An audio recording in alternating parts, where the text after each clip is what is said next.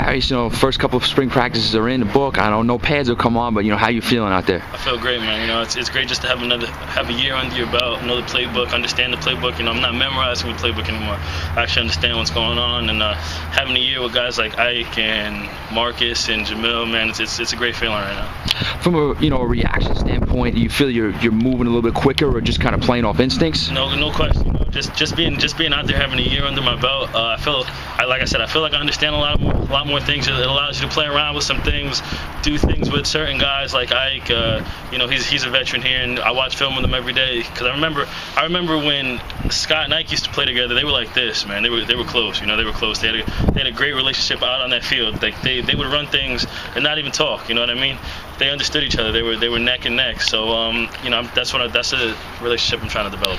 From a weight standpoint, what did you kind of finish the year off of? Last season I probably finished around maybe 240. 240. Yeah. What are you at right now? I'm 250. 250 right now. So you bulked up about 10 pounds at the end of last year.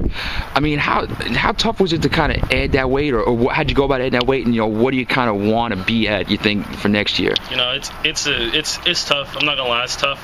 It's always gonna be a process. I know a lot of people feel like I'm probably playing out of position, but one thing I can promise anybody out there is that I'm a 3 technique. I'm a born and raised 3 technique, and I'm gonna give you all I got when I'm out there. And I'll take my 265 over somebody else's 300 pounds.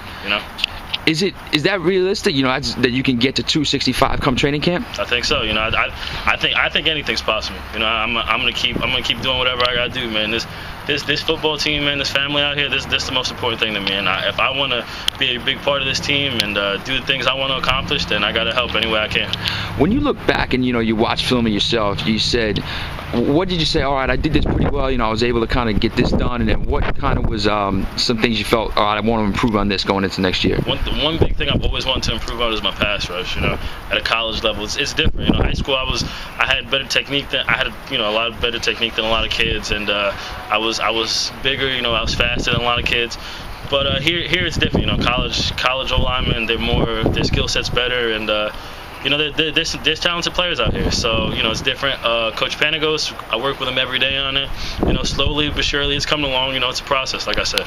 And probably another thing plays is that last year I was always in the right spot, but I never really finished on plays.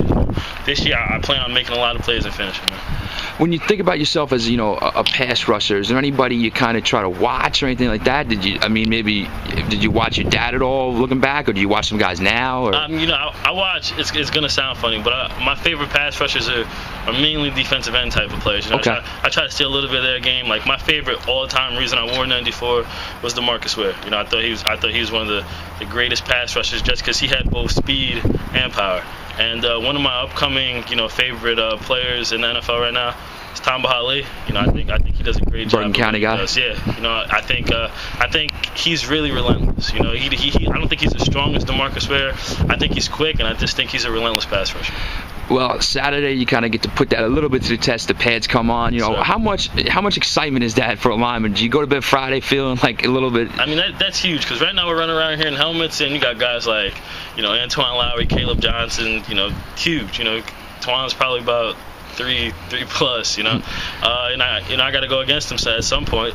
So I feel like when I put pads on, man, everybody's the same size. Everybody's the same size in my head.